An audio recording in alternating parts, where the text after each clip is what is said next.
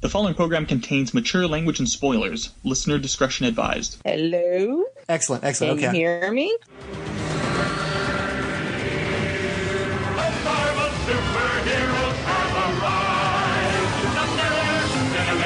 Fantastic Four.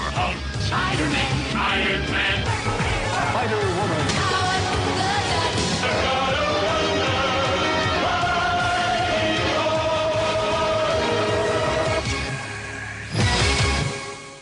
Oh, here we Hello? are. Hello. Can you hear me? Hey, okay, it's so weird. Like, I finally literally was just sitting here catching up on TV shows on Hulu. I'm not doing anything. Okay, cool. So glad to hear it. Glad to talk with you, by the way. You too. Yeah, I want to say, too, I really appreciate all the support, particularly for the Diana Prince podcast. I know I haven't put out a lot lately, but knowing that there are people who actually care that thing exists makes me want to at least try to get some more out in the future.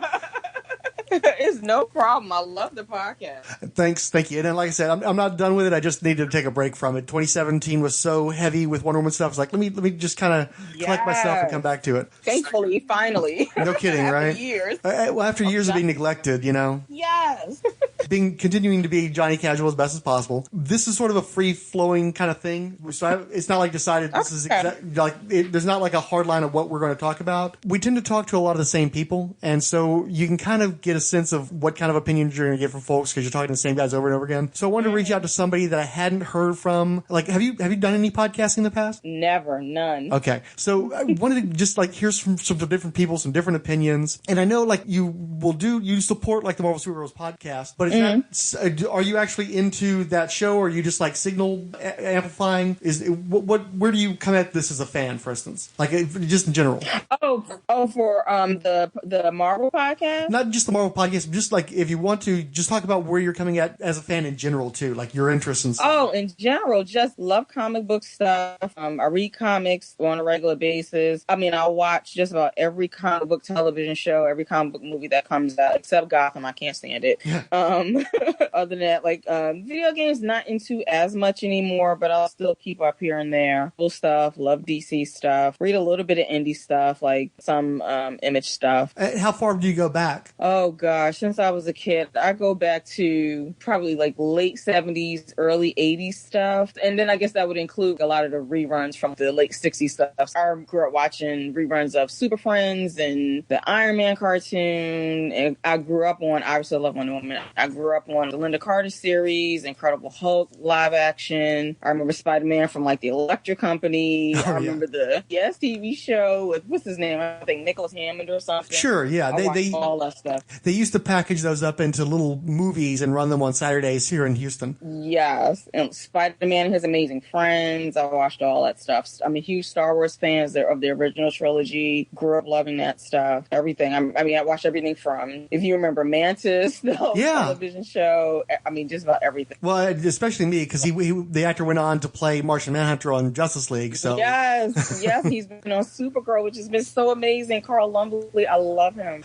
I dug him on Alias as well, but I haven't kept up with Supergirl. I lost the train on season 2, and I just haven't gotten back on it yet. But I hear season 3 is great. Amazing. And I'm so sad that it's on a hiatus now. I like Legends, but I'm really sad because it was getting so good. So I can't wait for Supergirl to come back. Well, my understanding is the CW is about to expand to another day of programming, so hopefully they'll be able to fit all their superhero shows instead of putting them on the bench like they have been this season. Yeah, I saw that. They just said they're going to expand to Sunday nights, I think, so that'll be cool. As far as the comic book stuff, I know you do a fair amount of DC. How are you on the Marvel stuff? Marvel stuff, I'm slowly starting to get back into Marvel. Like the last couple of years, I mean, just with the constant relaunches and everything kind of drove me nuts. But I've kept up on the main Black Panther title and was reading the spinoff titles while they were going. Thor a little bit. And since the Black Panther movie was coming out, they've come out with a couple of miniseries that have been really, really good. Rise of the Black Panther has been amazing. There's one other one I can't think of. I think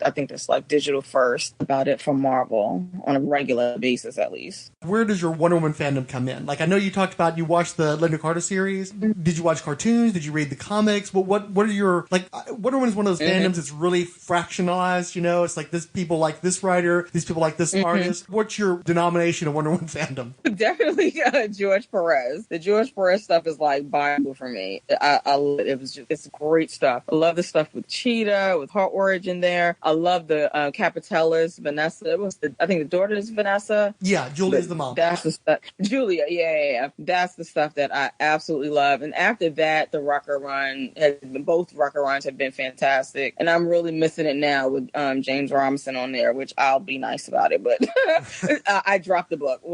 I'll leave it at that. I'll wait and see who picks it up next. And then, of course, like the original wacky stuff. I like all that stuff. I haven't gotten into a lot of the Emma Peel stuff. I've read like an issue here or there, but that's next on my list to go back and finally read that entire run. As an atypical Wonder Woman fan, that's one of my favorite runs, especially the Silver Age material, because it was such a nice break after trying to read Robert Kandiger's stuff to just go in a completely different direction. It's got its problems, and not only problems in the time period, but trying to read some of that stuff today, it's a little squeaky at times. But if you can forgive it, those anachronisms, it's a lot lot of fun. I've got the full set on my shelf, and I had actually bought most of the issues in floppies when I was in hardcore in the back issues back in the 90s. That's awesome. So what other areas, though, like, you know, obviously I'm not a video game guy, so, and we don't really do video game stuff too much. So in terms of, like, the comics, what other strong areas of interest do you have? As far as characters, like, the stuff you really bore down into? Oh, gosh. I love Batman, Wonder Woman, of course, Black Panther. Well, a lot of it centers around Wonder Woman. I kind of can't get away from it, but I've really been enjoying, like, the Bombshell stuff from the last few years, especially when the main Wonder Woman book hasn't been so great. The Bombshell stuff has just been, I mean, absolutely amazing. Love Saga. I've been reading that since the beginning. There's a great series. Okay, that's what it's called. Motor Crush by the team that did, the Burnside Batgirl. Now. Yeah, the team that did Batgirl a while back. They've been doing a series through Image called Motor Crush, and it's been really good. There's like some time travel stuff in there, some biker gang stuff. It's been really good. Gotham City Garage has been great. Thompson's Hawkeye has been really good. Yeah, a lot of stuff like that. I've been reading a little bit of Batgirl and the Birds of Prey. I had some feelings about it because I was mad when the last Batgirl, it kind of dropped Batgirl and didn't really get to the Birds of Prey. But I've been reading the last few issues, and that's been pretty good. Yeah, I picked up Motor Crush. It's on the shelf. Well, I have this nasty tendency. What I do is I'll order the trade, especially when they have the introductory pricing. It'll sit on the shelf until the second one comes out, and then I hurry up and read that trade so I can figure out whether I want to order the second one. So until they solicit Motor Crush 2, then it'll just be sitting there, unfortunately. And I think they've had some production delays on that, haven't they? But it's like on a hiatus. Yeah. It was gone for a few months, and I think now it's been back. Maybe the last 2 issues I want to say the current, and I need to get back into it. I think I'm behind at least one issue. Have you checked out Paper Girls yet? Oh yes, Have I read the first? I definitely read the first trade, and I've either read the second or I'm about halfway through the second trade. That book is amazing. I absolutely love it. I think especially growing up, I was like, a kid in the 80s. So to go back and to read a book like that with all the references and little in-jokes and stuff has been fantastic. It's just a great book. I wish I had that book when I was a teenager. It's fantastic. It's so funny. It feels so realistic to being a preteen. I mean, the girls smoking and cussing, and I'm like, yeah, that pretty much would have been me. Yeah, I made the mistake. Paquita helped me out a lot when we went to Heroes Con. She ended up standing in lines for me, and God bless her, because she loves geek stuff too, but she's not going to be able to spend a whole weekend doing it. She gets it out the first day, and so while she was stuck in these lines, she had me get her something to read, and I went with Saga. It came down between Saga and Paper Girls, and I got her Saga, and she just didn't quite get into it. And as soon as I heard that, I was like, I should have gone with Paper Girls. I know she would have done Paper Girls, especially because we both love Stranger Things, and it's definitely got that similar vibe to it. So yes. Mr. Fixit just got into that one too, and he's struggling a little bit with the art, which doesn't make sense to me because Cliff Chang's stuff is gorgeous, but he's totally loved the story and totally getting off the nostalgia. Yes. So did you have any other comic book type stuff you want to talk about, or fan stuff that you want to kind of dig into? More comic stuff. I mean, no, that's really it. I've been going back and reading a lot of old stuff, especially with all the TV shows that are out now. So I've gone back and read some old Luke Cage and Iron Fist. That stuff has been really good. Any particular writers on that you like? Well, Luke Cage, I was reading the very first issues. I like Archie Goodwin. It was really good. Like his origin, I mean, it's really pretty true to what it was in the comics. As far as what they did with the TV show. So that was really cool to read because I had never read any Luke Cage. The only Luke Cage that I had read would been like the Bendis stuff from, I guess, years back now, the new Avengers run. And that was good. And I've been reading a lot of Bendis lately because I've been listening to this podcast, the new podcast, Bendis Assembled, and they've been going through and reading and reviewing all of Bendis's Avengers, New Avengers, Mighty Avengers run, and just finished Secret Invasion. And I had read spots of it here and there over the years, but I'd never read it all the way through. And that's actually been really good. Both books have been good. I think I like New Avengers a little bit more than Mighty Avengers. Yeah, it's really fun to read. I really liked the premise of Secret Invasion, but it seemed like it never quite got there from what I heard, but I never actually read it myself. So it's good to hear somebody who had a positive response to it. Yeah, it's pretty good. I mean, I think the thing with Bendis with a lot of his stuff is like it'll start off really strong and then it feels like it starts to meander after a while. Once you realize like that's just kind of the way that he writes and you realize that you probably will enjoy the character interactions more than worrying about what they're doing or what the end goal of whatever the event is or whatever the plot is. If you enjoy characters sitting around talking, you'll like Bendis stuff. Yeah, that's so one of the things. A lot of that stuff is really good. Like I never thought I would like Hank Pym and reading Hank Pym, and I came out of the event saying I actually like Hank Pym as a character. I never disliked him, but I just was never really into him. Because I was like, Hank Pym, I would read more Hank Pym stuff now. I tend to agree with Bendis. They always give him like these big events, and it's really not his thing. I think when you look at something like his Spider-Man run, that's a guy where you like keep it episodic. You give him something like long form, so he can kind of have a lot of room to play in terms of like playing out with what he's doing with the characters. Give him time to figure out how to end a story when he doesn't quite get it the first try. And I'm thinking that he might actually be a really good fit on Superman, so long as he doesn't alter the characters too much, because Superman's a title that people really seem to struggle with, and it's a struggle to connect to readers. You need somebody who can give those characters a little bit more flesh and blood, a little bit more life and soul. Just make sure that you actually care about those characters first. So I think that might be a good fit. Yeah, I think so too. And I was listening to an interview he did not too long ago, and he says that he has some pretty big plans for Lois Lane. So I'm like, that'll be interesting to read. Yeah. Lois, wow, she's such a great character. Yeah, I one of the people that I follow on Twitter, Shades of Limelight, is a big Lois Lane fan, and she struggled with a lot of these guys that just don't seem to get Lois or want to sideline her or just like treat her like the housewife or something like that. And Bendis, I think, genuinely loves women, and he loves writing women, and he has that flair for the detective work, the investigative journalism angle. I think he's going to be a great fit for Lois. So even if he sucks on Superman, I think his Lois is going to be awesome. Oh yeah, and the one thing he said that I absolutely loved, he said, yeah, like who Lois is married to was like the fourth most interesting thing about her. And I'm like, yeah, pretty much.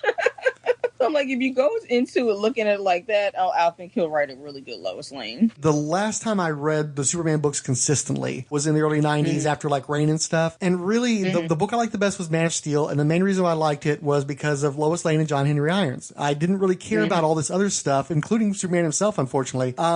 So Lois can actually bring me to the table in a way that he can't get me necessarily for Superman, or the kind of Superman I like most people don't seem to like or want to write anymore. So if you're going to hook me, you really got to hook me with Lois, because Superman, as he's been represented for the last few decades, he isn't my guy. But Lois, I'm all about Lois. I'll show up for her. Yeah. Oh yeah, she's great. And also the one book I did like, I only read a couple issues of it, but the Super Sons book I thought was a lot of fun. I mean, just like imagine basically a miniature Batman and a miniature Clark, just kind of heightened in terms of their personality and how they interact with each other. And the issues I've read of that have been, just really funny stuff. So I might go back and finish reading that. Yeah, I've definitely heard good things about that one as well. After years of the New 52, I'm just not in a place where I'm ready to go back to DC right now. I've heard that they're doing better stuff. Obviously, the sales are fantastic these days, but I've just been so divorced from it for so long that I can't get back there right now. Yeah, the reboots have been really good. I mean, like I said, the record run of Wonder Woman was fantastic. Mr. Miracle, I mean, everything that everyone says about it, believe it. The book is just amazing, and it's made me a really, really big Tom King fan. Well, like I said, the Bombshell stuff I was already reading. Injustice has been really good. Tom Taylor's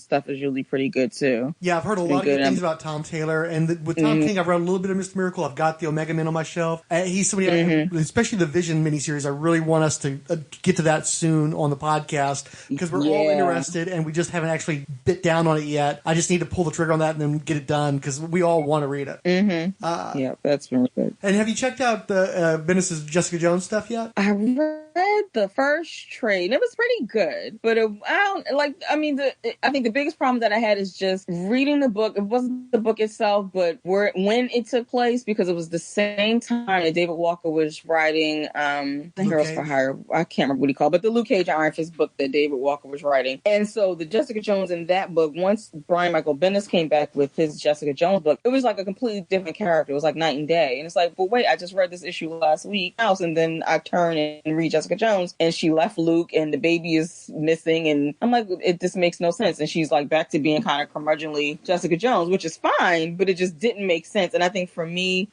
trying to read the two books simultaneously, it wasn't working for me. And I like the Luke Cage Iron Fist stuff a lot more, so I stuck with that until the end of the run. Go back and read the Jessica Jones stuff and the Defender stuff. Have you read any of Walker's Shaft books for Dynamite? I remember reading the first issue, and it was really good, but the problem that I had with it is that at the very end of the issue, he fridges the female character, and I'm like, yeah, I can't.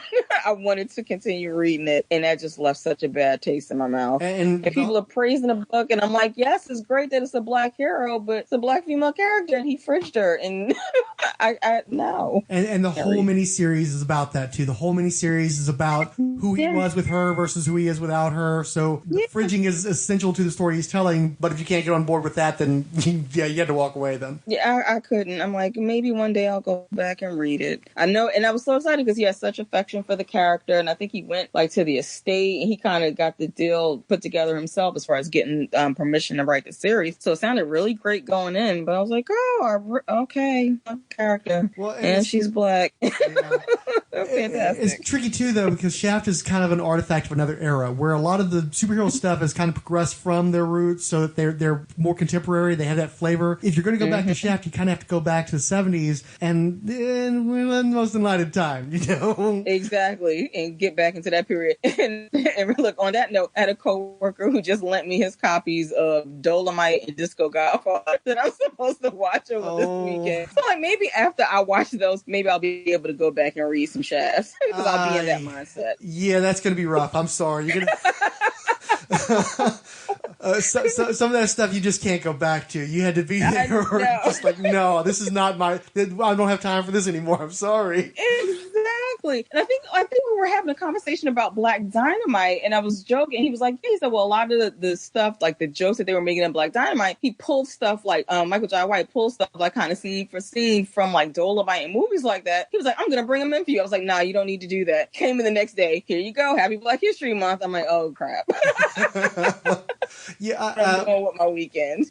When I first got into Netflix, back when they were still doing the discs, I decided, I'm going to, all that stuff that I could never find at the video store, all that, all that stuff that's forbidden. I'm going to watch all that Grindhouse stuff. And then you go and you watch it, and after you watch it a little bit, you start to feel sick, honestly. You start to feel ill because it's just so violent. So you're just getting into the nastiest bits of humanity. It's like, why? I don't know that I need this in my life. I think that maybe there was a reason why I couldn't get a hold of some of these movies. I think I was a better person before I watched some of these movies. I've degraded myself just from viewing some of this stuff. It's like you want to do it just for curiosity's sake, and it's just like, no, everything you don't need to revisit. So it's like that trailer for 8mm. Some things just can't be unseen. You dance with the devil. You don't change the devil changes you. So it's like, okay, so I finally just stopped. It's like, no, I don't need this.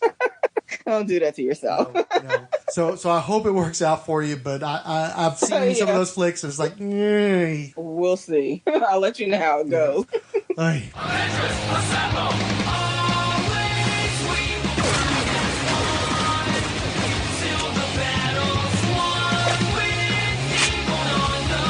And there came a day unlike any other, when the need for a comprehensive podcast on Brian Michael Bendis' run on the Avengers felt necessary. From Talking Comics, this is Bendis Assembled with Matt Wood and Brian Keown. Yeah, I mean, here in Texas, we just traveled out to Dallas for a convention, and, it's everything's so far apart that you tend to think, oh, I'm in Austin, I'm in Houston, I'm in San Antonio, no problems. But then when you're traveling between those places and it's 4 hours there, it's like, oh, okay, we're in the boonies now. This is where the Texas Chainsaw Massacre happened. And there are no cell towers. Yeah, exactly. It's like those things that you have to allow for in horror movies. We're in that place now, so that's awesome. On the way to Dallas this last time too, Mr. Fix-It had gotten lost in conversation with me and didn't notice we were just about to run out of gas. We're trying to coast to a Buc-ee's on fumes, so that was a little in the rain at night. It's like, oh great, yeah, we're really making sure we experience this. This is awesome. So I'm not in the sticks, but I'm sticks adjacent. Exactly. So,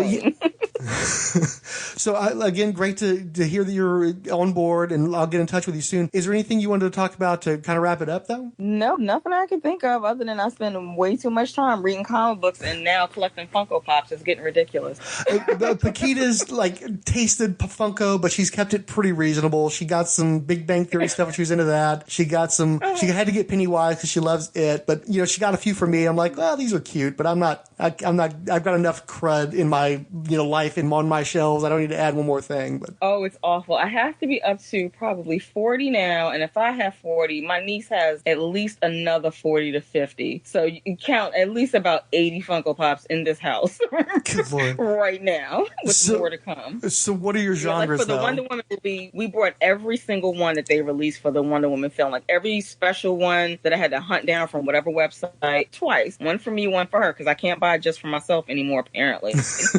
But it's just, she's like, oh, you got that one? Well, where's mine? It's like, okay, great. Well, at least they're not that expensive, thankfully, at least, though. It's like there are worse hobbies. If it was like you have to get a copy of the same video game, that'll run up a tab real fast. These Funkos, exactly. Depending on the enthusiasm, you can kind of wait them out a little bit. You can catch them for under $10, so you got a little wiggle room. Our retirement plan is Funko Pops at this point. I was a comic book retailer. I know of those people that put their money in the Ty Beanie Babies. I'm thinking it may be comparable, I'm afraid. You make sure you get a lot of emotional value out of them, because I don't know about the financial value. Exactly. It's just terrible. Well, okay. No, I lost you again. No, it's okay. I'm back. Sorry. I get technical difficulties. Please stand by. It happens. Yeah, gotta love it. Oh, hello. I guess we're good from here, though. Again, it was great to talk with you. I'm looking forward to talking with you again. And thanks again for taking the time with me tonight. I know it's awkward and a little scary to get on, start talking to some random dude, So I appreciate you having the courage to do that. Don't worry, we're not scary after all. I know we talk scary on the podcast sometimes, but we're not total creeps. We're reasonably, acceptable levels of creepdom. Exactly. And look, I listen to your voice enough on a regular basis. I was like, oh, yeah, it's just him. Yeah, it's just me. I'm pretty honest. I know him. I mean, it's like at least once a week. Well, and one would hope that after all those speeches about Wonder Woman and stuff that I wouldn't be awful. So hopefully I wasn't awful.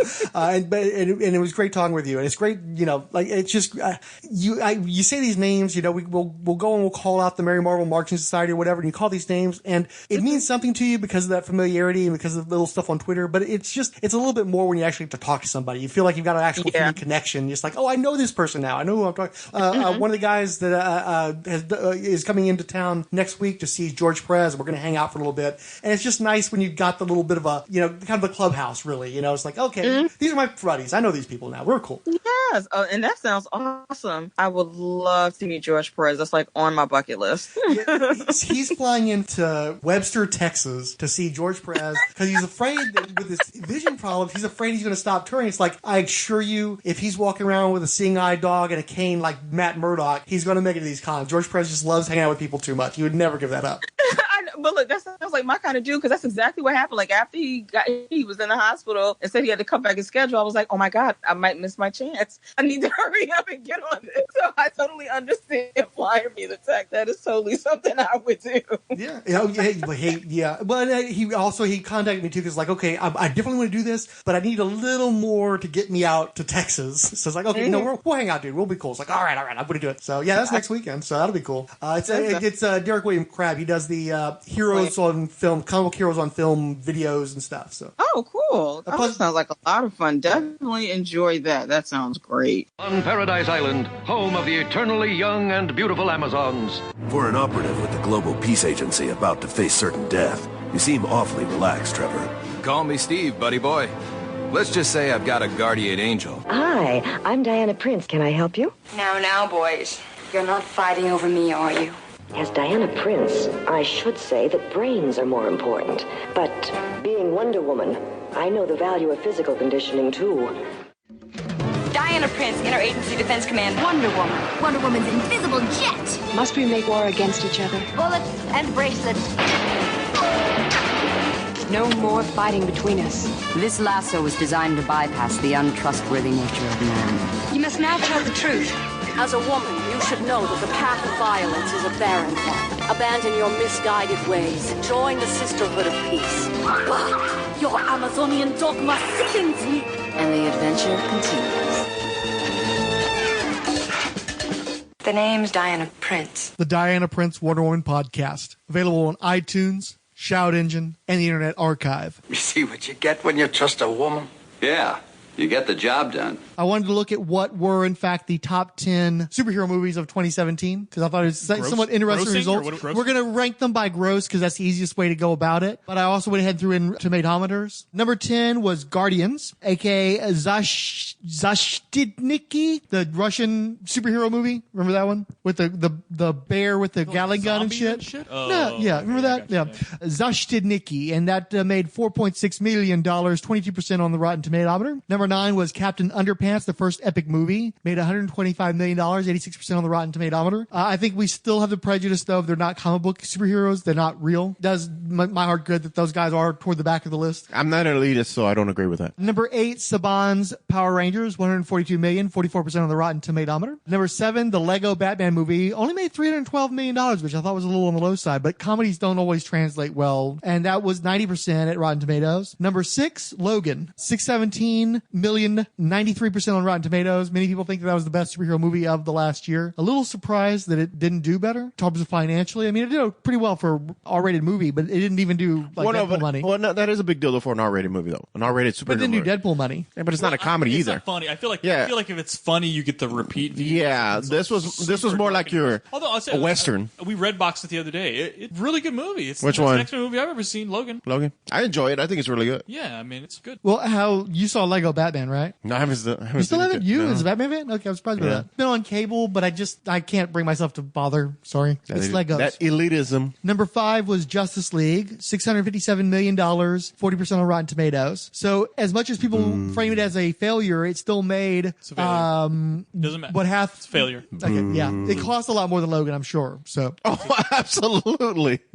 And certainly it was promoted more heavily than Logan was. So now, which cut is this of the movie though that we're judging? There's only one cut, dude. Doesn't matter what the cut is. Number 4 was Wonder Woman, $821 million, 92% on Rotten Tomatoes. So you see, it actually is only 1 percentage point below Logan. Okay. Given that it was so high for a while there, though, it did seem to kind of settle in a place that you might not take such offense at, Mr. Fix-It.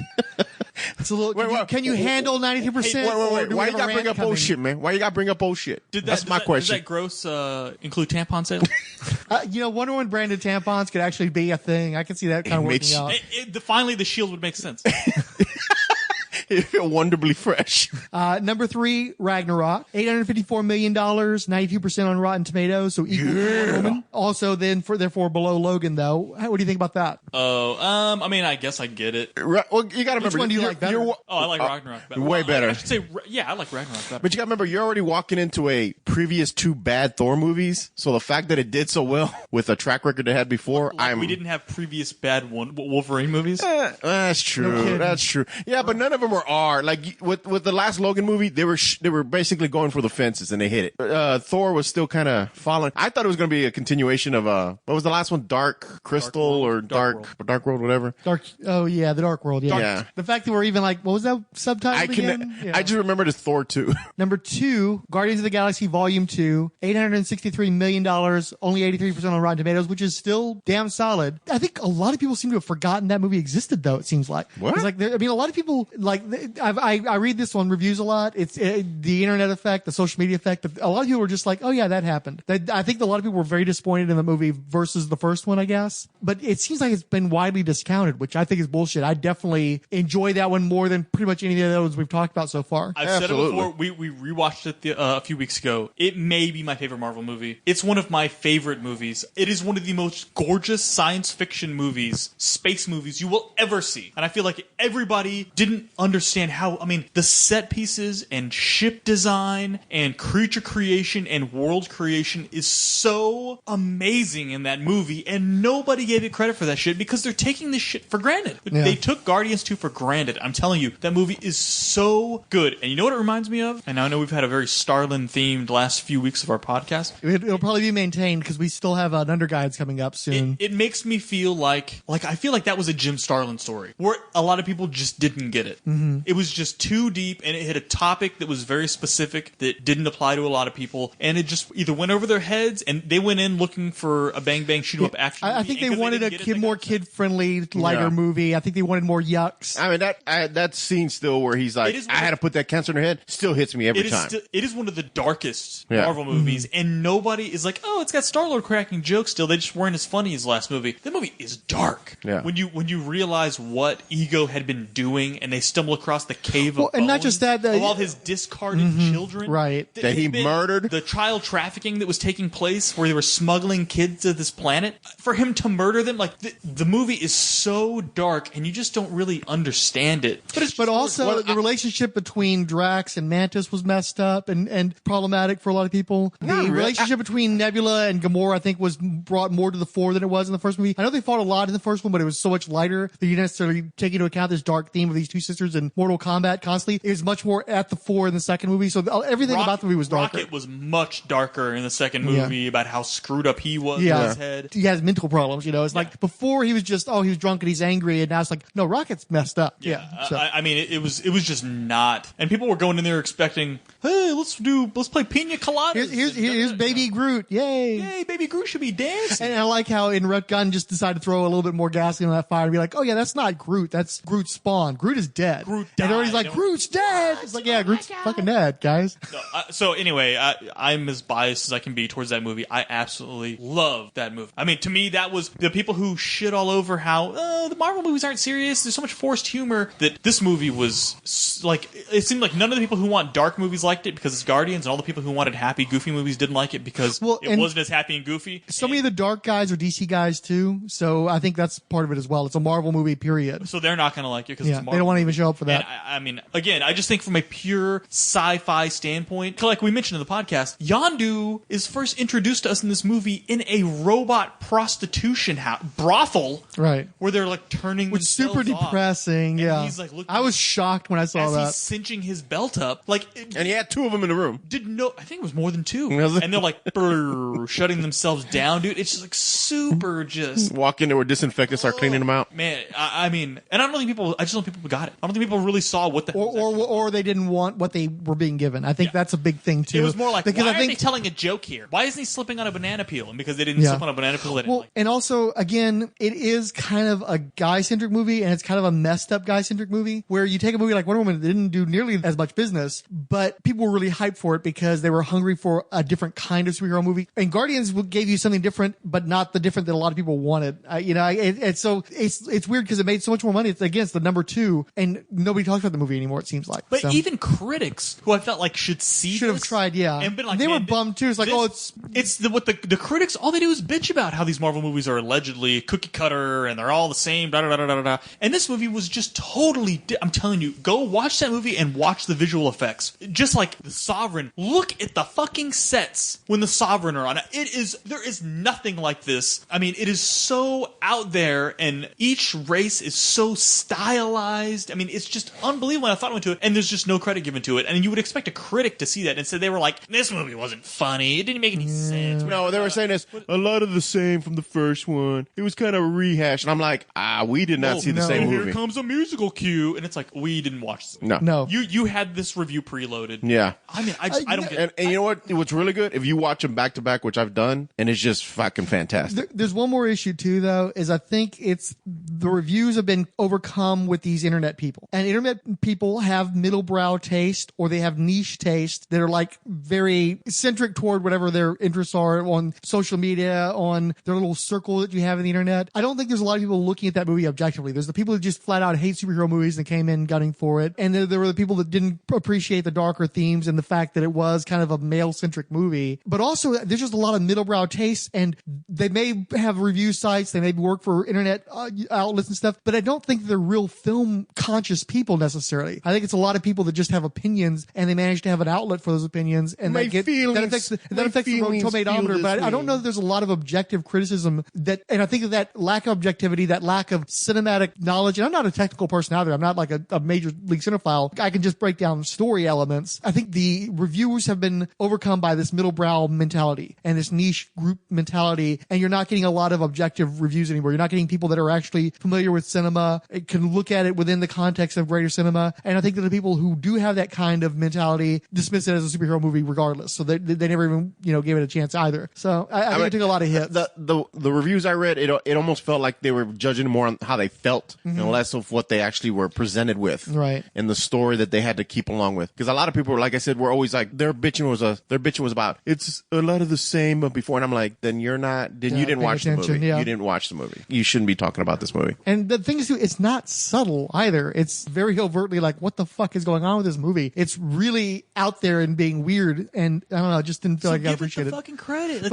I couldn't. I just don't get it, and I've given up. Because anytime you see a story about that movie, it's you go scroll down to the comments. Oh, this movie sucked. Remember Guardians 2? Oh, that movie sucked. Oh, it sucked. And I'm just like, I'm log off. I think history will be kind to that one though. And then the number one movie was Homecoming, which that's $880 million, same 92% that's shared by Wonder Woman for Ragnarok. Loved it. I loved it. Loved it. Absolutely loved everything about that movie. I love the Vulture. And I loved his character. Let me tell you something. I fucking hate Spider-Man, which is why I didn't see that movie until it was almost out of Redbox. And we rented it just because we knew we had to see it for Infinity War coming out, and Miss Mac and I loved that movie. Like, just totally blown away and surprised by it.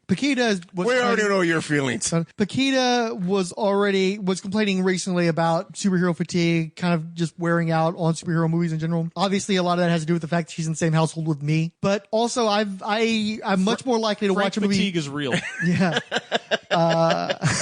Yes, it is. Yeah. Yes, it is. But also, we see so much of this stuff, and I see so much of it now that even a movie like Guardians 2, after praising it so much, I've seen it one time. I did not see it again in the theater. I haven't watched it again on any kind of services. But I still feel like when you're just like happening by the movie while it's on TV and it sucks you in, that's a very good test of how good the movie is. I never caught Guardians on cable. It never seemed to pop up when I was walking around. I'm sure it's been on cable, but I didn't catch it. Homecoming, though, has been popping up quite a bit, and Wonder Woman. And recently, Derek William Crab came by and visited with us, and I think he hadn't seen Wonder Woman, and we were kind of just chilling out after the George Perez signing thing. We were there for like a long time. So we were just sort of chilling out, and I'd seen Wonder Woman a bunch of times, so I wasn't worried about seeing it. And I asked, you want to watch this? Like, yeah, I hadn't seen it. Okay, cool. So we just watched it again. And I've caught it from various points while it's been on cable, and it does tend to draw me in. Whereas Spider-Man has also popped up a bunch of times on cable recently, and I'll watch a little bit of it, and then I leave the room or I turn the channel. It just doesn't grab me the same way. So I wonder it's why. It's not just me being spiteful. It's that. No, you're being spiteful. No, it's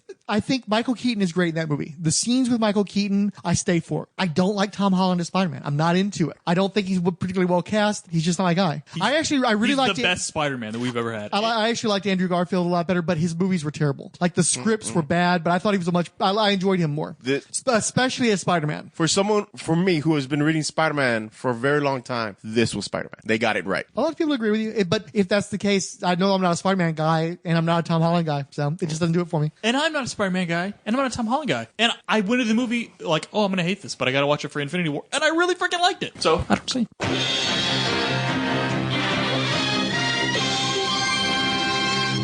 Keith G. Baker, Google Plus Wonded, Ragnarok, S.H.I.E.L.D. episode, the Infinite Christ episode, the Luke Cage episode, and the Coming of Red Wolf episode. We also got a +1 from a fellow named Chris Vojcik, and also Keith G. Baker reshared the specific episode, Black Panther. On Facebook, we've got Derek William Crabb, Ali Batts, and Debesh giving us a little attention. But we'll move on to the comments because I haven't had a chance to do any of the retweets and all that kind of bullshit.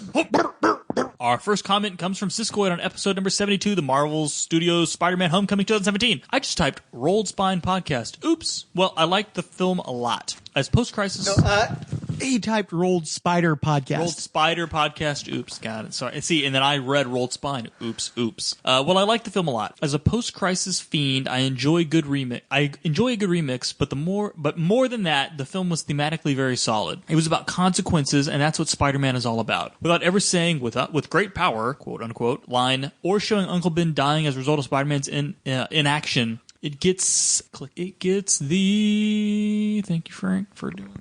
that point. Further, though, yes, the problems are caused by the hero's actions, biting off more than he can chew, putting ego before safety. I deeply appreciate that this wasn't about a boss fight or any fight. Spider-Man doesn't win any. It's about saving people. If it makes it easier, we can just use the arrows. Click into it and just use the arrows. Wide. Oh, okay. Oh, that was what it said. It gets that point across again and again. Further, though, yes, the problems are caused by the hero's actions, biting off more than he can chew, or putting ego before safety. I deeply appreciate that this wasn't about a boss fight or any fight. Spider-Man doesn't win any. It's about saving people, even villains. I love that, especially in the superhero film genre where people, especially villains, are so disposable. Could have been tighter, might have cut out some gags, and is me or does Robert Downey Jr. phone it in at times? But for me, the twists were excellent, the performances were on point, the set piece is original, the whole thing was a lot of fun. Paquita made me laugh by calling an earlier comment deep, by the way. Once an English lit major, always an English lit major. I have nothing to add. Oh, this Siskoid's right. You're on your phone. Our next comment comes from Siskoid on episode number 77, Martel Studio. So did we lost all this shit? Oh, no. There's some stuff that we had missed previously where I think we'd read the Twitter comments, but not the blog comments. And I'm still not sure that I filled in all the gap on that. I'm going to follow up on that, but we caught up on a lot of them tonight. All right on. The next comment comes from on episode 77, Marvel Studios Thor Ragnarok. Siskoid says, the very fact that you didn't mention the Warriors 3 on this podcast is proof enough that no weight was given to their deaths. Not even a cool moment, just killed like extras. I'm with Frank and Ryan on this point. Guardians 2 juggled humor and tragedy much better, while Ragnarok treated what should have been gut punches as punchlines. So while I was entertained, I'm far from happy with it. I'm far from happy with it than most of my friends, which is too bad because I've liked the director's other films quite a lot. Yeah, I definitely prefer Guardians Volume 2 over Ragnarok, but I think that's established. Me too, and I've said, I think we covered this in another one when to Odell Abner Dracula's comment, nobody gives a shit about the Warriors 3 because nobody gives a shit about them in the last two movies. So who fucking cares? Why sit around and dwell and have a funeral pyre for a bunch of characters nobody cares about and grind the movie to a halt? Kill them, move on. I'm fine with it. And my thing is, you just need to have a little bit more seriousness in the mix. Or too much comedy. Well, what did you think as far as Guardians versus Ragnarok? Fix it. Apples and oranges. They're two different movies. You're trying to compare a movie that Ragnarok is not the same as Guardians in any sense of them.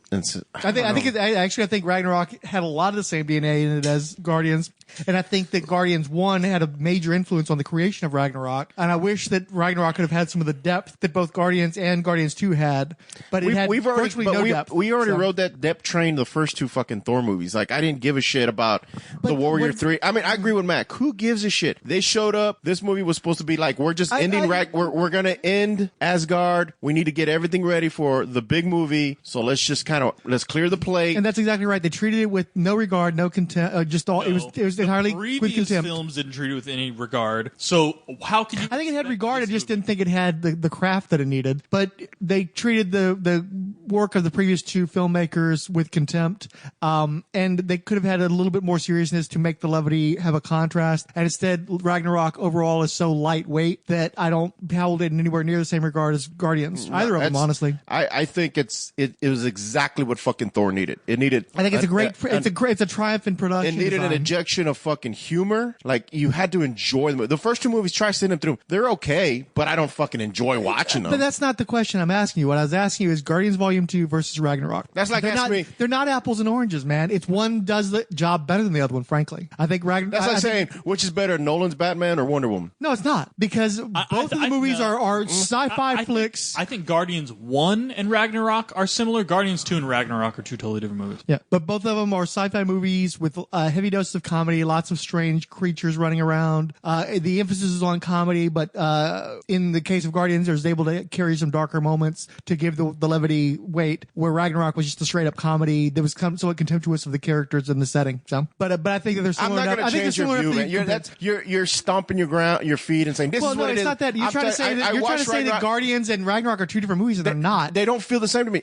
When I watch Guardians, it's going after my emotions and humor. When I sit through Ragnarok, it's just a fun fucking movie. They're like, let's just have some fun. We're gonna have some gladiators. Thor's gonna be fucking Swayze. It's like saying Tango and Cash and fucking Braveheart are the same thing because they're both action movies. It's not. They're just not.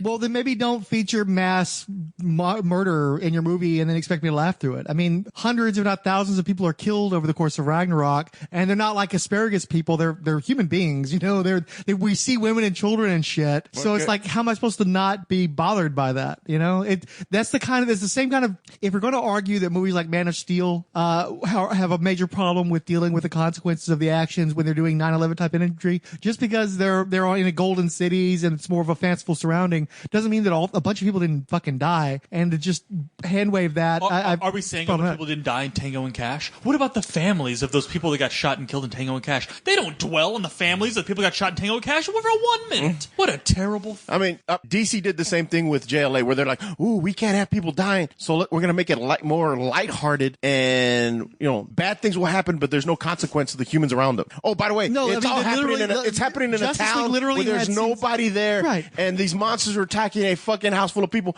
but nothing's like you. If you're gonna go dark, go dark. No, but that's just the Guardians. Guardians is a nice balance of dark. Wasn't going dark. They made a point of showing the heroes come in and save people and not show them getting killed. You know, Ragnarok made the choice to show people getting killed all the fucking time because they're getting rid of Asgard. They're getting rid of Asgard. I know they're getting rid of Asgard. So have some fucking weight when you're getting rid of a fucking nation of people. I think you're trying to punch a hole in it. Comedy. You hate the movie that you want to punch a hole in it. I don't hate the fucking movie, but I think it fails in a lot of ways. It's a fun fucking movie.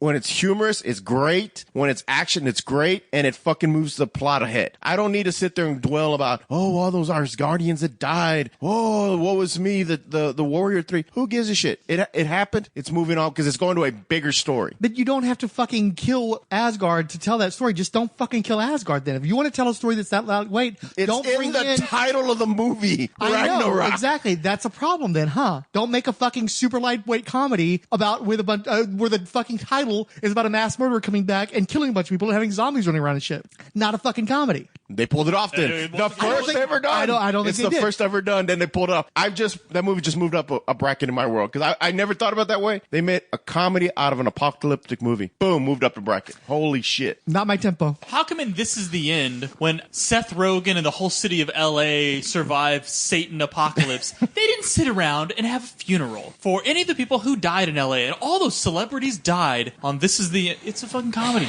Right. It's an irreverent R-rated comedy. It's not part of a shared cinematic universe. If they would have spent you could say it's shared with all their movies they've ever done because the actors are playing themselves. If in the first two Thor movies they would have spent a lot of time with the Warriors 3 and really got to know. But yeah, see, you're tongue up on the Warriors thing. I'm talking. It's mass murder. Hundreds of people are killed in this thing, if not thousands of people, maybe more for all we know. I don't know how many fucking Asgardians there are, but don't bring that element into it if you're not willing to address it. If we're going to give Man of Steel and Dawn of Justice, dude, you could say something about Wonder Woman. They were killing people left and right, and they address it. The whole point of the movie is that there's she smirked every time murder was occurring, and it wasn't fucking funny. Yeah, it was not funny. I'm sorry.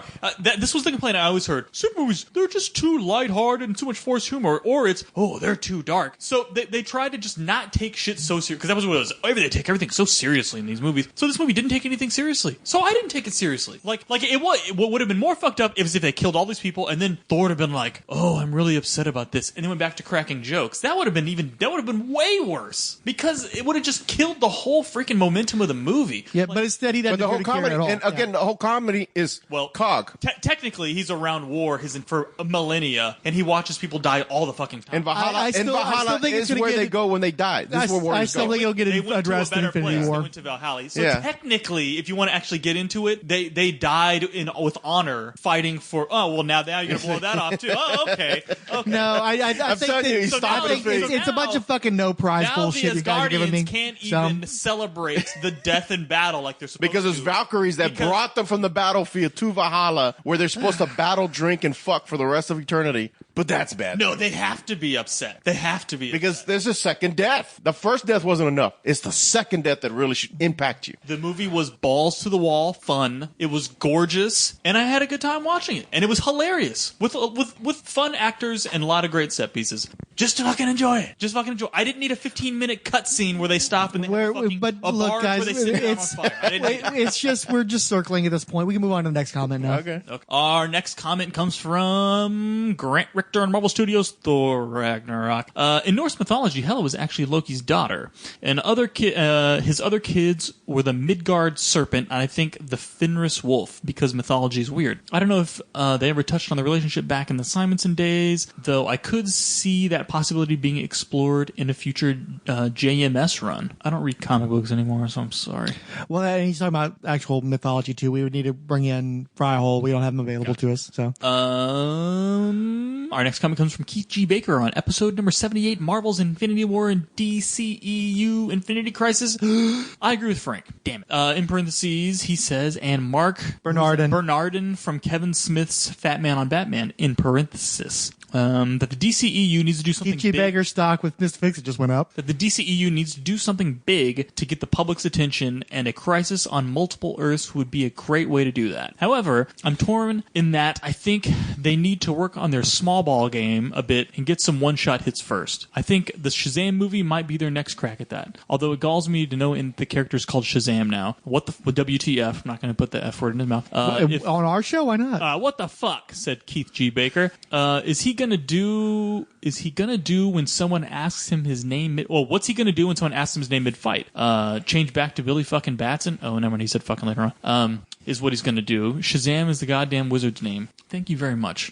Anyway, I think that a happy medium would be a Brave and the Bold series. You could do the post-Batfleck Batman and other lesser-known DC characters in each movie. However, until the whole will he, won't he rose ceremony with Affleck continue as Bats is resolved, they would need to do team-ups without Batman. If I were Keith G. Warner, what would I do given this line of thought? Well, I'm a gambler, so I'd knock everyone's dicks off and give Ryan Reynolds a metric shit ton of cash with a big fucking apology and get him back as Hal Jordan. Same with Mark Strong. I team him with the recast Barry Allen Flash and do good old-fashioned buddy cop movie with superpowers. If you can't get Sinestro back, just pick two other villains from the Green Lantern and Flash Rogues and go the fuck with it. After this, hopefully you can get the Brave and the Bold movie started with the new Batman, or even do a World's Finest series with Superman as the anchor. Then comes your crisis. It's funny.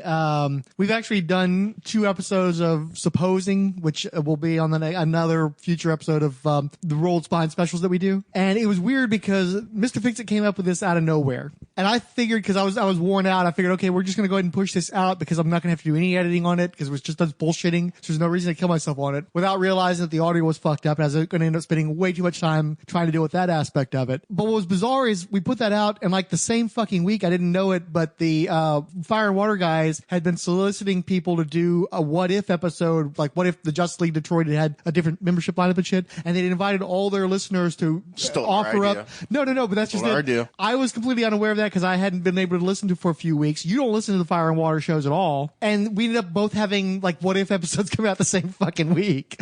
Something in the fucking water. But we actually do have that next episode recorded as well. It's going to have a special appearance by Fryhole, and it's going to basically cover the same kind of shit that Keith was offering in this comment. I will say though, I'm surprised that the Shazam costume looks kind of awesome. I'd seen it from behind. I thought, well, that's okay. It's a little more bright and shiny than I was expecting. And then they've shown us a little better pictures of it since then. It's like, that looks really good. What is this movie rated?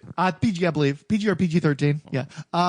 But yeah, he looks good in it. There's some people that complain that he's too overly padded because it's obviously not all his muscle, but it's so bright, so like it's bright reds, bright whites, bright yellows. It's like, wow, that's kind of like completely the exact opposite of what I was expecting from DC. So I'm oddly hopeful about it. So I just want to put that out there. Was there anything else we were going to come in on that? But yes, to be continued in that next opposing episode. How do you like that name, by the way? It's okay. Is that right? You put like Special 11 or? It's part of it. It's just, no, I just rolled that into Rolled Spine. Oh, okay. You know, our general. You named it like Special 11 or something. I was like, oh, okay. I didn't know what that was. It's just, we do you know how we do the Rolled Spine specials? Yeah. And it's just random bullshit. Gotcha. Since it's not going to be like his own stream or anything, it's like, we'll just make it Rolled Spine. Our next comment comes from Caroline Wells. She says, yeah, baby. Next comment comes from the Cinebot podcast. Groovy. This is specifically for an episode, which hopefully will be illuminated soon. I just want to say that I did enjoy your idea of doing the what if episodes. I expect we'll do some more in the future. I just had to give you a hard time because you keep turning off your fucking microphone. Okay. So, but yeah, I think we both enjoyed the episode. They'll say the idea was stolen. Okay, carry on, sir. Our next comment comes from Chris at Back Books for Beginners. What does ASM 123 cover? What the fuck does that mean? Oh yeah, he tweeted out the cover of Amazing Spider-Man number 123, if I recall correctly, which featured Luke Cage punching out Spider-Man. Sweet Christmas, thank you, and for the nod on your site. Next one. Yeah, he said that in a reply because we embedded a picture he'd sent us out previously, and we'll embed this one as well. Our next comment comes from Martin Gray at Mark Gray. I managed 2 episodes. Dreadful. I expect that that's your reading too. Jessica Jones for me. Yeah, he was talking. We were talking about the Luke Cage season. Couldn't be bothered with more than one episode of Daredevil. Same old Miller Lite, which I think is hilarious to call him Miller Lite. That's funny. Why do they have that there? Our next comment comes from Ange. First half brilliant. Once Cotton, which is hilarious that we got back to back. Martin Gray says he couldn't make it through 2 episodes. The next comment's from Silverwood saying the first half is brilliant. Or Ange is saying the first half's brilliant. Once Cottonmouth leaves the show, it seems to derail. Only seen Daredevil 1 and 2, Jones, Cage. Of those, Daredevil 1 was my fave. Inertia keeps me from the others. Our next comment. Yeah, I'm really far behind on the Marvel Netflix shows. Ready to record Can we just stop? Can we just stop? Huh? Can we just stop the Netflix show? I'm not forcing you guys to do anything you don't want to do. I mean, Jessica Jones season 2 came out. And I was like, oh yeah, I forgot that was I was out. like, hey, Jessica Jones season 2 came out, and she looks at me like, okay. I still haven't watched Punisher, so just no. I haven't watched Defenders. Haven't watched Punisher. I don't really think I'm gonna watch Jessica Jones. I don't want to watch anymore. Don't want to watch anymore. If I Am get I a around bad to, nerd? I don't know. Yeah. If I get around, if I get around to watching Iron Fist, I'll farm it out, guys. Getting around to watching Iron Fist is getting around to 13 hours, dude. Yeah. Get around to fucking over half a day. I still think we need to just drink heavily one day and just watch it that way. A lot of drinking. Our next comment comes from Martin Gray. Bracket inertia pick bracket. Lordy, I miss Impulse as created by #Mark Wade and the late stupendous Michael Ringo. Michael Ringo died? Yeah, years ago. Holy shit. The little stick of dynamite was with actual personality. Our next comment comes from Siskoid. It is probably my favorite of the Netflix Marvel shows. Was this all on Luke Cage? Yeah. The 108th Sage on Luke Cage. Other than me liking Cottonmouth more than him, I basically agree with @Commander Blanks about #Luke Cage. Love the music in it too. Our next comment comes from the 20th Century Geek on Luke Cage. I heard a lot of people say it wasn't very good, but I thought Luke Cage was really good. Not the strongest of the Marvel selection, but solid. Our next comment comes from Sean AZ on Luke Cage. My wife has no interest. I think it's an abbreviation for Arizona. Thank you, Frank. No, I'm just saying, I think the guy's based out of Arizona. You're a goddamn fucking talking map. Thanks for that, buddy.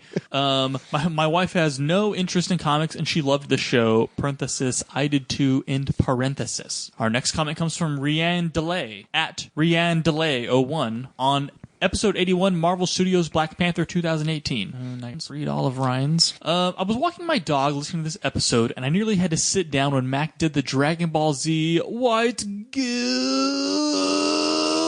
I also agree with Mac that Jurassic World was fucking awful. There's no way I'll watch the sequel. But that's about the extent of my agreement with Mac on this episode. I started thinking he was pretending to not understand Eric Killmonger's motivation throughout the movie. I was starting to think he was pretending to not understand Eric Killmonger's motivation throughout the movie just to make your discussion run longer. Wait, Frank, you wanted them to save White Wolf Easter egg to be more faithful to the stupid way it was used in the comics?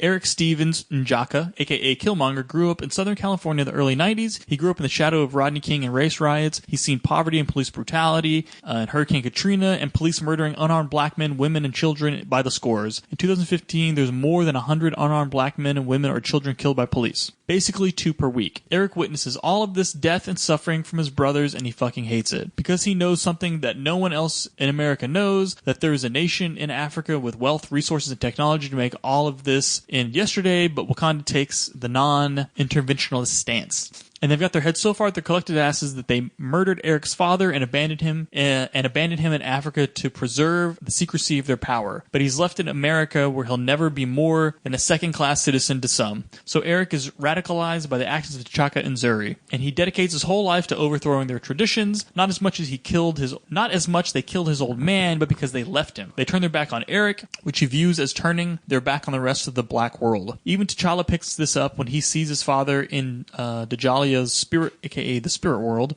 the second time. Eric doesn't weep for his father because his mission of revolution isn't fueled by his love for his father, it's fueled by 30 years of hatred. When Eric fights T'Challa and Warrior Falls, he says he's been training for this his whole life. Every person that he's killed had brought him closer to this moment, but it's not about killing T'Challa.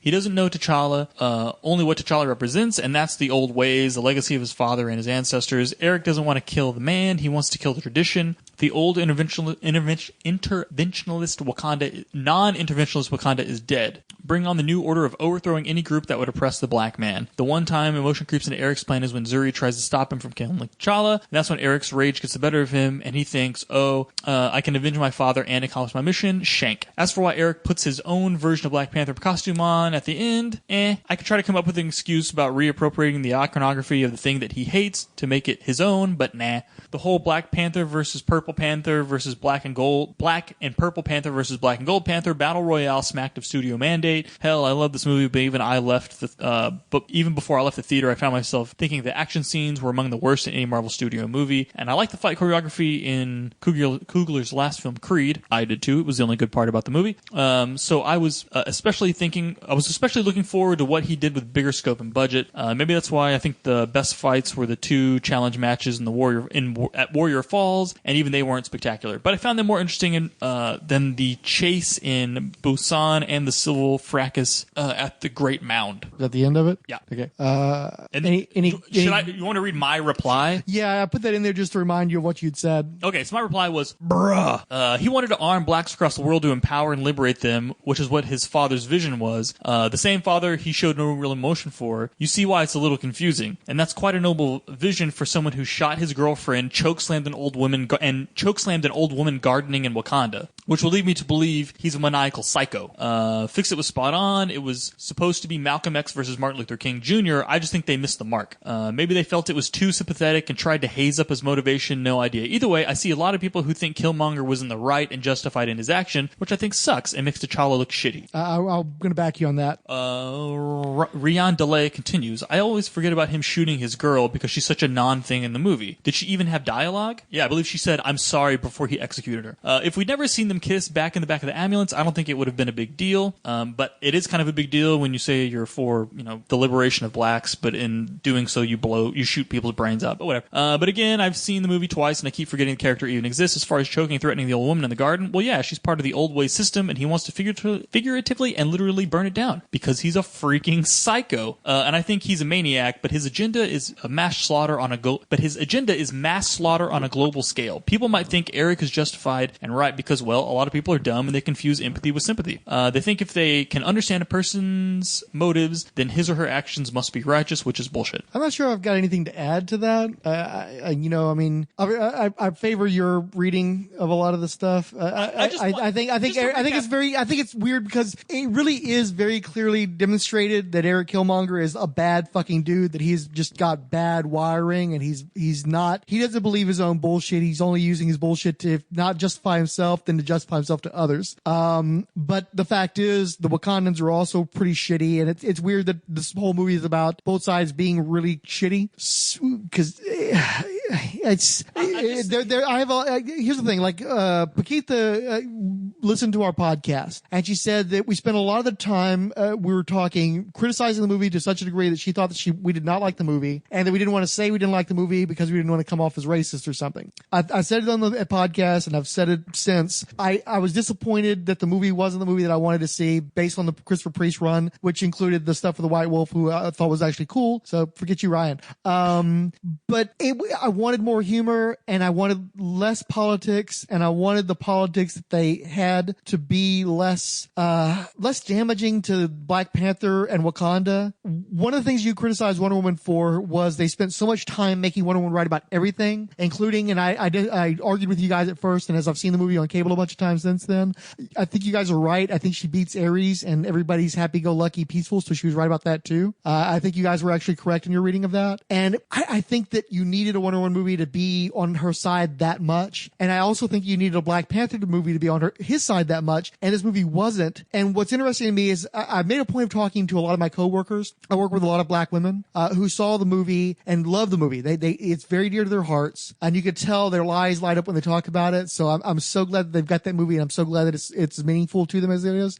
But in part, it's meaningful to them because they really love Shuri and they really love Wakanda. A lot of people I like that. And they love Okoye. And what's funny that when I asked them about T'Challa, it's like they changed the subject to some degree. There are people that like Eric Killmonger, and I'm telling you, M'Baku is like the fucking sleeper hit of this movie, man. The women fucking love M'Baku, okay? But T'Challa's kind of got lost in the mix, and his name's on the fucking movie. And I appreciate that what they wanted to do. I think they accomplished a lot of what they wanted to do. I wish they wanted to be on Black Panther's side more, though, because I think the movie really doesn't stay on his side, ultimately. I think there's so much sympathy directed to Eric Killmonger, as much as they undercut that by having him do vicious shit. But the problem is, at the end of the movie, especially if you're an African American, I think it's hard not to kind of see at least some of his point of view, not to empathize with a desire to just fucking finally take it to the fucking man and smash their face. I can't argue with that, even if the messenger is flawed. I think that the message is resonant, especially in 2018. So, but isn't that a lot of shit to put in a comic book movie? I know, but and I said this on that podcast, and I stand behind it. It was too much shit to put on a comic book movie, and it was especially too much shit to put on T'Challa's shoulders because he's supposed to be the hero of this fucking movie, not Shuri. And Shuri stole the movie to such a degree that they're talking about doing her own spinoff movie. And I don't, great for Shuri, not so great for T'Challa, and that's a fucking drag. I won't go anymore. I won't go. My comment said what I think. Yeah. I think that they were a little confused with what Killmonger's. They were trying to make Killmonger Loki of the movie, where he was going to steal the movie, and they realized, oh wait, he's going to do some really heinous shit. How do we scratch this back and try and make him look a little more crazy and psycho? He was trying to arm terrorist cells all over the world. But then at the end, they do the going again, off into the sunset. But then he brings his cousin up to watch the final sunset in Wakanda. Are you forgetting this is a really bad dude? Yeah. And then he does just dump my body with my relatives in the ocean that were thrown off the boat. And jumped off the boat rather than be slaves. Yeah. I'm like, so is he sympathetic or not? Or did you want him to? Are you making him a terrorist, arming people, or like what do you? The movie is ambiguous in a way that I think was intentional, and I'm not slighting it for that. I just wish it wasn't in a superhero movie. Look, I enjoyed it, and I like the fact that they attempted it. I still enjoyed the movie. Yeah. I like a lot, but again, I really do think I'm going to enjoy the movie more as I watch it. It's just that I've not watched again. Guardians I didn't rewatch. The only superhero movie I've rewatched is Wonder Woman, like in the theater. And yeah, and I haven't rewatched Black Panther because it doesn't need the money. Obviously, Black Panther's made more than, if you combine most of the top 10 lists we did earlier, it still made more money than that. So it's doing fine without me. But I think I'm going to enjoy it more on rewatching because I'll have tempered my expectations. I do think it's a good movie. I just was very frustrated by a lot of what was in the movie. And again, I went for T'Challa. I was there for T'Challa, and they weren't there for T'Challa, I felt like. Yeah, and I thought that said the same thing. I liked the movie. I just thought that Eric Killmonger's motivations were a little bit weird. We just kind of talking about it. I just thought his motivations didn't really seem to line up at times. By the way, do we want to talk about China? I don't know. Did you hear about this? Where it opened in China? No, what happened? And Black Panther's done reasonably well in China, but China has their own IMDb with their own like viewer comments and reviews and stuff like that. And China has a real problem with how dark the movie is. Oh, like visually, it's so dark. Like they're screwed. They can't see but also, and I think that is a legitimate concern. But it usually has I think I even mentioned that in our podcast. You did, yeah, I believe you did. There was that one scene in the jungle where I couldn't really tell what was going on. And the action in South Korea as well was very dark. But also there was a racial tinge to most of those comments, and some people just flat out said, "There's so many black people." Okay, why are there so many black people in this movie? China has had a real problem with how Black Panther was. So my first question, and this is kind of a big question: does China owe it to anybody to not be racist, or are they allowed to be racist, or is China are you going to hide behind cultural differences? Well, but that's the thing is like, okay, China is going to be the new superpower, and especially as we race to the bottom here in the United States. It's already Chinese ascendant, but what happens when China shows up and they're really fucking racist? What is the deal? What does China owe the world? Are they allowed to feel this way? Or now that they're becoming the ascendant superpower, are they accountable for this? Where do we think about this shit? It might be revenge for all those kung fu movies where people made fun of them for decades. Okay, well, that's helpful. No, look, I mean, it's a touchy subject. We had this recently here with the Astros, where we had one of our Cuban players who has been in the United States for less than like a year and a half made a insensitive remark about an Asian pitcher on another team, and people are trying to hold him to the standards as if he was born and raised here. I mean, really, he spent most of his life in Cuba. So can we hold people who aren't born and raised in our socioeconomic structure? Oh, wait, so are you saying? Let me finish my comment, please, sir. Can we hold someone from another country to our same standards when they are born and raised in completely different circumstances? And I think it's a weird conundrum because of technology, we're really, it's almost like we're shoulder to shoulder with these people in other countries, but they're just so different, and they're so like, I would love to see what the statistics are with how many African American or African or Euro African walk around the streets of Beijing on a daily basis. Virtually nil. And it's interesting because China's actually investing a lot in Africa these days, but I don't know how many Chinese people are actually walking around in Africa versus just investing financially. Well, there. my point I was trying to say before Matt kept going was you have to realize that this truly is a melting pot. If you think of everything outside the U.S., every other country you go to, it's pretty much the same people there. No matter where you go, Latin America, Europe, Asia, it's all the same. The U.S. is the only place you're going to run into where you literally have a melting pot. There's no broken up areas. We can drive from here up the freeway and you're going to hit multiple different varies of culture, and hell, even the street signs start changing. I mean, so I don't think you're going to find anywhere. So for them to see, a neighborhood full of black people, it's going to be weird for them. Right. I mean, if you're average, but they're watching a movie set in Africa. I know, but I get it, man. But I can understand why there's some weird shock to somebody who doesn't see a black person in person probably more than twice a month. Maybe it's going to be a little bit weird. Now, should they have a little bit more of a filter to not say things like that? They're not here. But see, they have a different view of race because, I mean, they had that big thing about it's a homogenous society. Well, they had that big thing about that commercial they had for a detergent where this woman's going to wash clothes and her boyfriend falls in. He's a black man. He walks and he falls in. He gets washed. He stands up and he's, I think, Korean or he's Asian. And I was just like, and they're like, is that racist? Now, over there in that country, they've just seen as humor, like a humorous commercial. I was kind of like, that's pretty fucking racist. Like, I thought it was pretty racist. But again, our standard here would say that's racist. And their standards, it's like, well, no, it's just a joke. Like, it's a cultural joke. Right. But that's one of the big defenses we have in our country is like, oh, they were just kidding. Don't be such a snowflake. But what we forget here in the United States too is there's a big circle around our country that is integrated. Like pretty much all of our coasts, both coasts and anything that's on a border, except maybe the Canadians, they're used to mingling. But in the middle, things get kind of white there too. That's why that's the red states, the flyover states.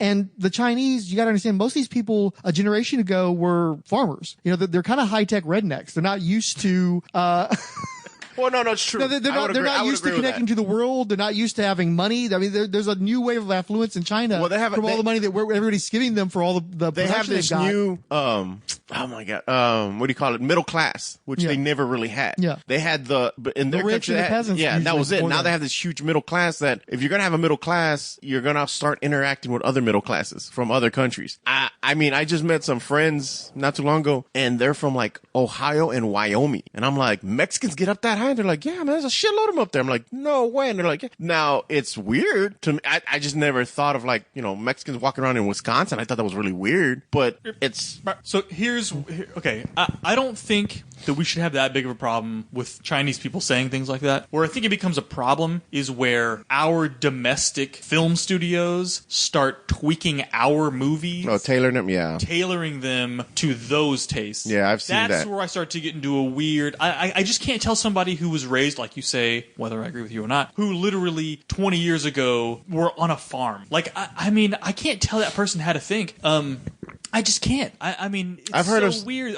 They're not? They don't even have Twitter there. They have a strange government approved version of it. Or, I mean, there's a big thing recently where they had a supposed foreign correspondent at a Chinese gathering, some sort of political thing, and she just started totally blowing the government official, supposedly a reporter and supposedly an international reporter, but she's part of a company that's owned by the Chinese, and she's just using a question as an opportunity to vacillate before this person. And another reporter rolled her eyes, and that's all she did. And basically I think she's getting fired, and they're talking about, stripping licenses from the company that she works for, all this bullshit over a fucking eye roll because of how tightly everything is controlled in China. So if you're going to tightly control a person's reaction to somebody who's obviously fucking blowing the government at an event that nobody really cares about, but you're not going to clamp down on people talking about, there's so many black people on this thing, and these are people who are going to be they're going to run the world. They're already starting to run the world. It doesn't affect. Who is telling them it's wrong? Yeah, I know. Nobody's telling them it's wrong too. Nobody there to tell them it's wrong. They don't. I mean, so I'm not trying to say that ignorance is an excuse, but ignorance is ignorance.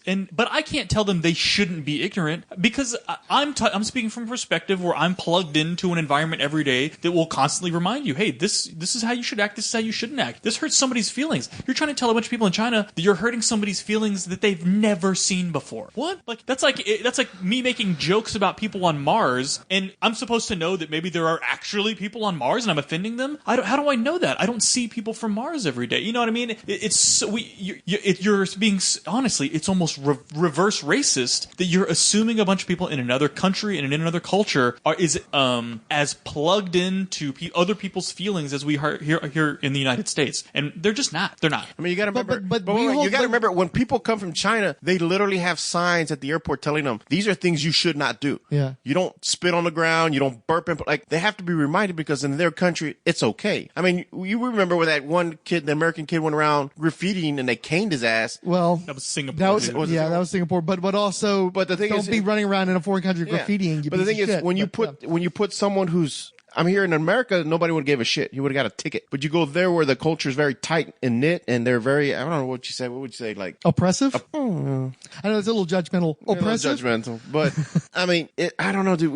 I agree with Mac. You can't really tell them bad China, because it's. Yeah, but again, the flyover states, we tell them bad when they say because things they have access to all the same things we have access to. Okay, so we have the cultural reinforcement, and then the fact they still won't. The internet doesn't change when it goes from Texas to Oklahoma. It's the same internet. Yeah.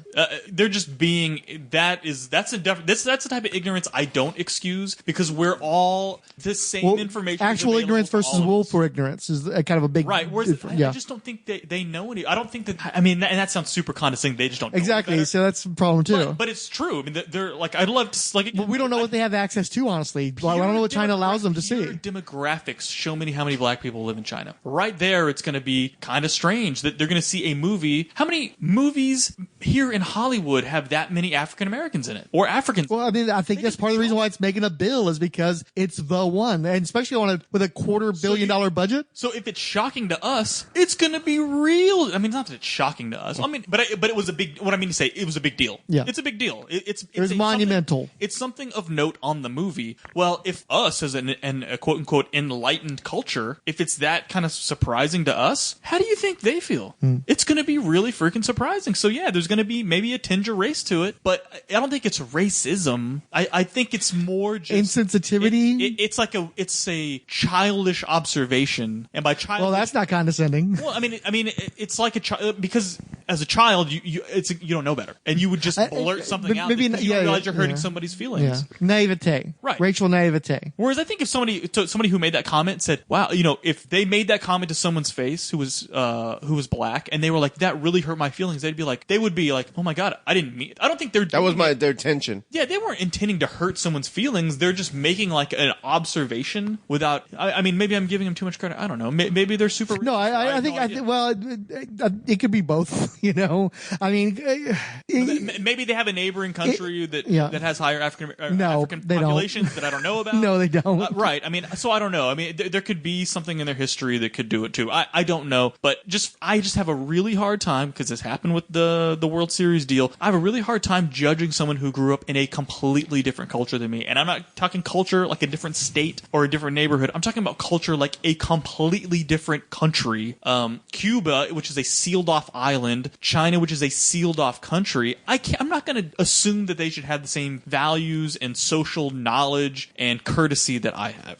Well, and just the simple fact there isn't a black culture in China. You know, it's like they don't have anybody that's maybe hurting from that within their country because it doesn't exist in their country. So if there were projects full of downtrodden black people there, and then everybody was making those comments, I'd be like, that's racist as hell. Yeah. Because you obviously don't like them because they're oppressed in your country, and now you don't like seeing movies with them either. Oh, real good job, China. But I don't think that's the case. But the problem though is they're ascendant. So what happens when they're, you know, the superpower? But if you tell me China has like active laws where they don't want people of African where they descent, actually if their refuse visas, people and stuff, or if their clearances get rejected 10 times more than white people's, then I may change my tone there. Or if you a lot of these Hollywood movies that make it over there, if you show me the ones that are rejected most of the time have black cast, then I'll change my tone. But until I see some sort of statistic like that, I think it's just spoken out of Was the movie tweaked in any way for the Not to my Chinese knowledge, audience? no. Okay, I'm Not to just my curious because I know they do tweak quite a few films. Well, it's like that Russian superhero movie I was talking about, Guardians. They're making a sequel even though it was a box office bomb, in part because the Chinese are giving them some money to do it, and they're going to have more Chinese characters in the sequel. Dude, we're getting another fucking Pacific Rim. And Transformers because of China, yeah. I mean, they're a huge market now. I mean, if the movie doesn't do great here, you send it over there and they'll explode. I mean, hell, Warcraft. Me and Fryhold watched it. I thought it was a pretty good movie. I didn't think it was fantastic. They loved it in China. Mm-hmm. Yeah. Well, as long it's kind of neat because we're also seeing a resurgence of interest in domestic films do well here. Deadpool did extremely well here. Wonder Woman did extremely well here. Black Panther did disproportionately well here given how much money it's made. So there's obviously still the domestic earnings are still a concern. Right. So I think they'll continue to make movies just for us that may have some export value, but that's not the priority. But certainly with big action tent poles, they're going to probably cater more. Yeah, but that's like you said, that's where the money is. So we'll see what happens with that. Yeah, and I think that's where it gets kind of a little that sucks. That kind of sucks. Well, but you think about it, it gives us a little bit of insight too, because how many decades did we produce movies that were very American centric and then export that to other countries and have them kind of go like, ooh, there's this great documentary that's that not I watched. jingoistic at all. Well, there's this great documentary I watched where I can't remember, it's an Eastern Bloc country, and they would sneak VHS tapes in there, and this guy would pay a woman to basically dub the film. So she would basically just talk about the film, and she would do the voices back and forth, and this entire generation were raised on these American films that were dubbed by her, and like she refused to cuss, so she would, they even do reenactments where they show like these guys are smuggling in videotapes as like a drug dealer would, where they're under blankets and they're paying off guards and they're taking them to this special home, and this guy has around the clock people coming in and voicing the movie, so people who would buy these movies on the black market would be like, oh, this is by so and so, it's a good one. They would even judge them by the voice actors, and I was sitting there, and it's a great doc. I'm picturing that Seinfeld where it's like your camera work is excellent. Death blow. Yeah. But again, when we export Americanism outside the country, people, they want to buy it. That's well, so does that mean we're going to want to buy Chinese skewing product here in the States? We buy tons of their products already. No, but I mean, like, it's philosophically though. We were exporting K-pop's a big deal, right? Yeah, K-pop is huge now. K-pop isn't Chinese. I didn't say it was Chinese, but it's produced by another country. It is a big deal, though. Yeah, it's produced by another country, and it's totally different from something we would have here. I mean, you can look at anime, dude. Anime's fucking massive here. Manga's massive here, and we bring that in, and that's a lot of their. I mean, I started watching Attack on Titan, and everyone's like, "Oh, you got to read the manga. It's so much different." And I went to Half Off Bookstore, and the Marvel trades. You're upset because both of our examples are Asian. No, you're upset. This isn't it's not that I'm upset. It's like that's not what I mean. I don't mean that. That's an exchange of cultures there. I'm talking about like when. But that's changing the way we read. And I appreciate that, but that's not what I'm trying to talk. not saying. What I'm trying to say is how much stuff that we sent out to other countries was telling other countries that we were the best, we're the baddest, we had the best soldiers and the best president, and we were the coolest country, and America rocks, and everybody else sucks. We put a lot of that shit out into the world. 80s and 90s, pretty much. Yeah. And what happens when it's coming back to us, but it's China telling us how awesome they are? You know what I mean? I'm talking about the jingoism, like exporting jingoism or exporting a sanitized version of a country. You know what I'm talking about? You see what I'm saying? That's like, so what, you're going to say that now their communist views are going to start being exported over here? And well, like when was the last time you heard about anybody talking about a human rights violation in China? It's not like that ever stopped, as a for instance, but we don't talk about it anymore because the money's flowing. So, well, I mean, you don't want to interrupt the trade lane. Yeah, I know, but that's what I'm saying. It's like, it's going to be weird when we're watching movies that are pandering to the Chinese audience and probably I'm going to go see Pacific Rim like next week. Yeah. And honestly, I would not go. Me and Fry were going to go watch that. I had no desire for another one, but they came out with one and it has American actors and kaiju fighting giant robots. I'm like, well, fuck it. That's up my block. I'll go watch it. But that movie would not be in this theater if it wasn't for the Chinese saying we want that movie. It's funny too, because now that you mention it, they're going to smuggle John Boyega in there as a star. And I'm sure they're going to have all kinds of shit right there. I mean, so I'm trying to think of there's another movie that's coming out that was basically because the Chinese loved it and it didn't do any.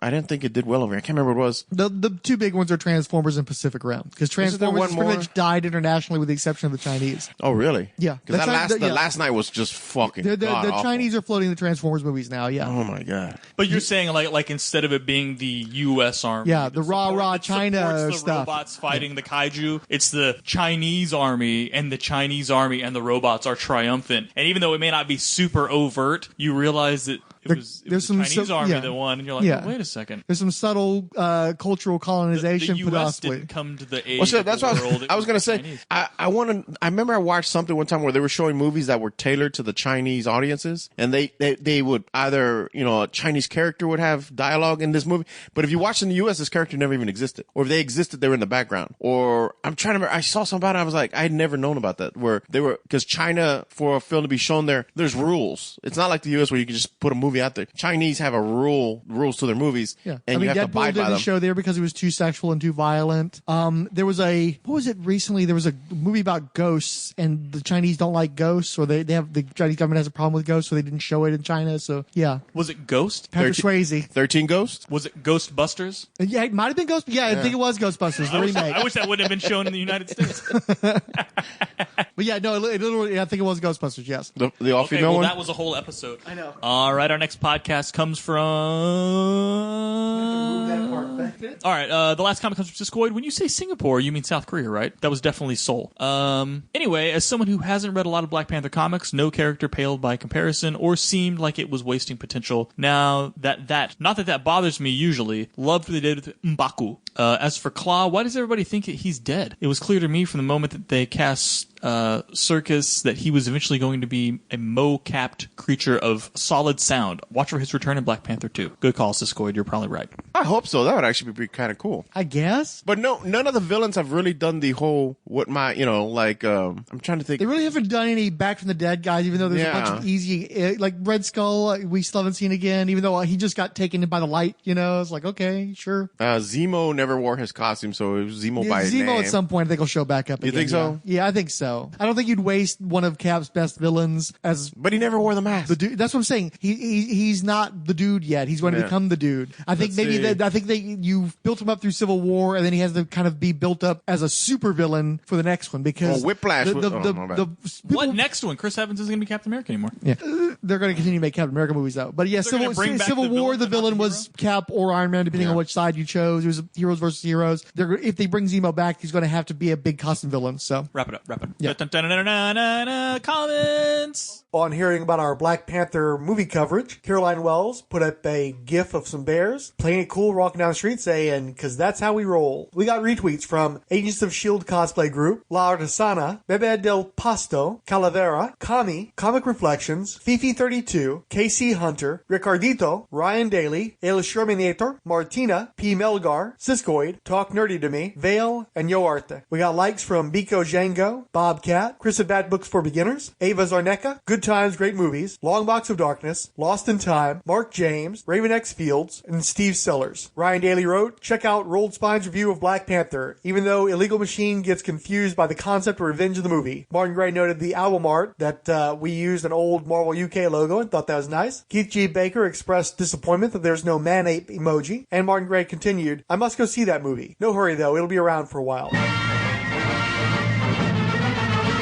Finally, the Mary Marvel Marching Society, 20th Century Geek, Bandit Shapirak, Blackagar Panthergon, Silagon's Penultimate, Blue Girl, Bone Dragon Comics, Brody's Kitchen, Caroline Wells, Cash Flag, The Cinnabud Podcast, Dr. G Nerdologist, Estella Humphrey, Van Holf Podcast, Graphic Novelism, History of Comics on Film, Joe Crawford, Just in Time with the J&T Baggers, Justice First Dawn, Keith G. Baker, Kyle Benning Likes Comics, Martin Gray, Marvel Superhero Secret Wars and Beyond Podcast, Mr. Rogers Stunt Double, great name, The Pod Stuff Podcast, Rad Adventures Podcast Network, Randy Caldwell, Resurrections and Adam Warlock and Thanos Podcast, Sassy Animal, Two Staffs Photography, and Unearthly Visions. The Marvel Superheroes Podcast is in no way affiliated with or endorsed by Marvel Entertainment. All characters mentioned and audio clips employed are believed covered under fair use, with no infringement intended against their copyright holders. The views expressed in this podcast are assumed legitimate, truthful, and solely possessed by the speaker. Be a good advisor.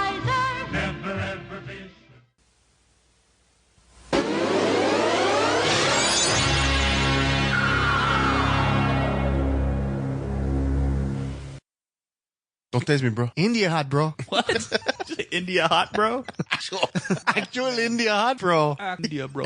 Oh, God, that's what it says.